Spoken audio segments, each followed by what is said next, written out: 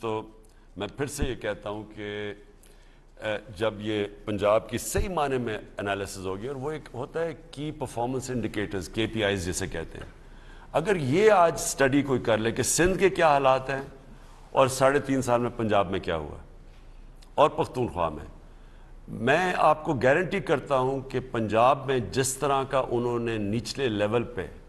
Development کیا ہے اور جو غریبوں کے لیے کیا ہے، جو ابھی کسان کارڈ لے کے آ رہے ہیں کسانوں کے لیے، میں نہیں سمجھتا کہ پنجاب کی تاریخ میں اتنا ہوا ہے.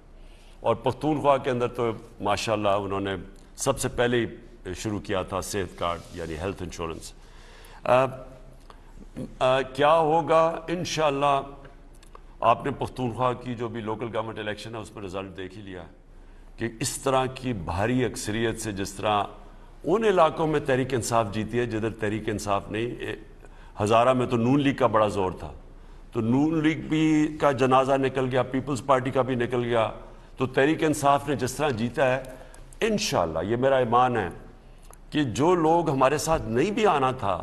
انہوں نے جب ان 3 لوگوں کی شکلیں دیکھی ہیں جو 30 سال سے، ہم تو 3.5 سال سے آئے ہیں نا پاور میں، یہ 30 سال سے یہ باریاں لے رہے ہیں. اور یہ جب شہباز شریف نے کہا کہ بیگرز آر ناٹ چوزرز، تو پہلے تو یہ بتائیں بیگرز بنایا کس نے پاکستان کو؟ 30 سال جو حکومت کر رہے تھے یا جو 3.5 سال میں آئے؟ اور دوسری چیز آپ اصل میں یہ کہہ رہے ہیں کیونکہ آپ مقروض ہیں اس لیے ہمیں امریکہ کی غلامی کرنی ہے.